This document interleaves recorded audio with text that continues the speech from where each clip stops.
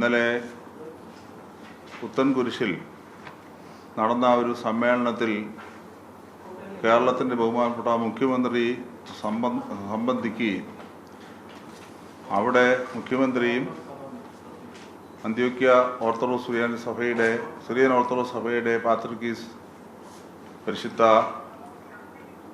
അപ്രയൻ ബാവ തിരുമേനി നടത്തിയ ചില പ്രസ്താവനകളും മലങ്കര സഭയ്ക്കും ദേശത്തിനും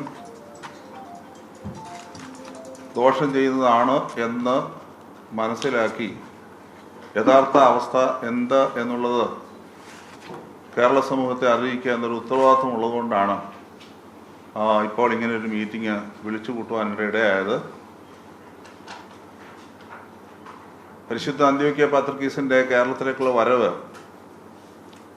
മലങ്കര സഭ ഒരിക്കലും അതിന് തടസ്സം നിന്നിട്ടില്ല,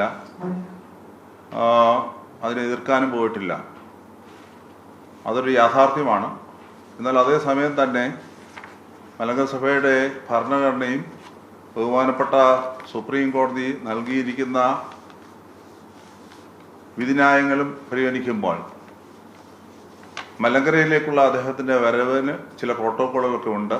അതൊക്കെ ലംഘിച്ചാണ് അദ്ദേഹം ഇവിടെ വന്നിരിക്കുന്നത് എന്ന ഒരു യാഥാർത്ഥ്യം ആദ്യം തന്നെ പറഞ്ഞു കൊള്ളട്ടെ. മലങ്കര സഭയിലൊരു തർക്കമുണ്ട് എന്നുള്ളത് എല്ലാവർക്കും അറിയാവുന്നതാണ്. അത് കുറച്ച് കാലങ്ങളായിട്ട് നീണ്ടുവരുന്ന തർക്കമാണ്. ആ തർക്കത്തിന് ഒരവസാന പരിഹാരം എന്ന നിലയ്ക്ക് ബഹുമാനപ്പെട്ട സുപ്രീം കോടതി 2017 ജൂലൈ മാസം 3-ാം തീയതി വളരെ അസന്നിഗ്ധമായ ഒരു വിധിന്യായം പുറപ്പെടുവിച്ച് സഭ ഒന്നായി മുന്നോട്ട് പോകണമെന്ന് പ്രത്യേക നിർദ്ദേശം നൽകി പ്രഖ്യാപിച്ചിട്ടുള്ളതാണ്. അതിൽ വളരെ വ്യക്തമായി പല കാര്യങ്ങൾ പറയുന്നുണ്ട്. അത് നിങ്ങൾക്കെല്ലാവർക്കും അറിവുള്ളതാണ്. ഞാനത് ആവർത്തിക്കേണ്ട കാര്യം ഇല്ല എന്നാണ് കരുതുന്നത്. മലങ്കര സഭ ഒന്നേ ഉള്ളൂ. ആ ഒരു സഭയിൽ ഐക്യമുണ്ടാകണം, സമാധാനം ഉണ്ടാകണം എന്നാണ് ബഹുമാനപ്പെട്ട സുപ്രീം കോടതി നിർദ്ദേശിച്ചിരിക്കുന്നത്.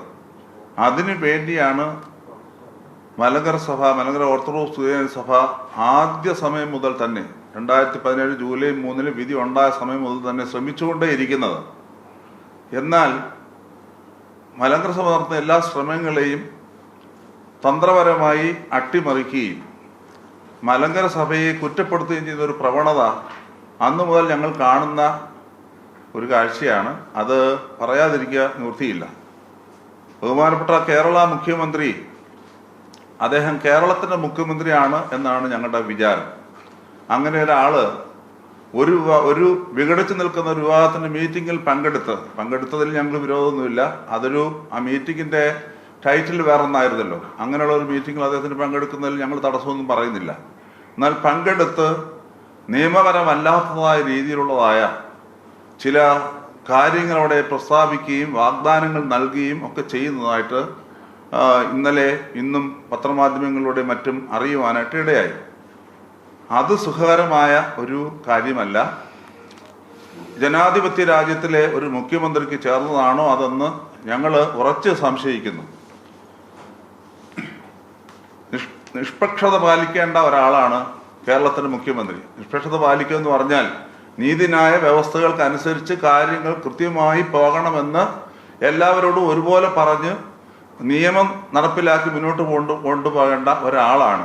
ബഹുമാനപ്പെട്ട സുപ്രീം കോടതിയിൽ നിന്ന് പല പ്രാവശ്യം വിധി വന്നിട്ട് അതിന് ആത്യന്തികമായൊരു വിധി വന്നിട്ടും വീണ്ടും അതിനകത്ത് കുഴപ്പമുണ്ട് എന്ന് കേരളത്തിൻ്റെ മുഖ്യമന്ത്രി തന്നെ പബ്ലിക്കായിട്ട് വിളിച്ചു പറയുക എന്ന് പറഞ്ഞാൽ അത് നീതിന്യായ വ്യവസ്ഥയോടുള്ള വളരെ ശക്തമായൊരു വെല്ലുവിളിയായിട്ടാണ് ഞങ്ങൾ കാണുന്നത്. സഭയിൽ സമാധാന ശ്രമം 2017 ജൂലൈ മാസം 3-ാം തീയതി വിധി വന്നതിന് ശേഷം പല രീതിയിലുള്ള സമാധാന ശ്രമങ്ങൾ മലങ്കര സഭ നടത്തിയിട്ടുണ്ട്. ബഹുമാനപ്പെട്ട മുഖ്യമന്ത്രിയുടെ സാന്നിധ്യത്തിൽ തന്നെ സമാധാനത്തിന് വേണ്ടിയുള്ള ചർച്ചകൾ പല പ്രാവശ്യം നടത്തിയിട്ടുണ്ട്. ഏറ്റവും അവസാനം പരിശുദ്ധ കത്തോലിക്ക ബാവ തിരുമേനി തന്നെ അദ്ദേഹത്തെ നേരിട്ട് കണ്ട് സമാധാനത്തിനുള്ള ചില നിർദ്ദേശങ്ങൾ ഒക്കെ നൽകുകയും അത് തുടർ ചർച്ചയ്ക്ക് വിധേയമാക്കാമെന്ന് കൃത്യമായിട്ട് പറയുകയും ചെയ്തിട്ടുള്ളതാണ്.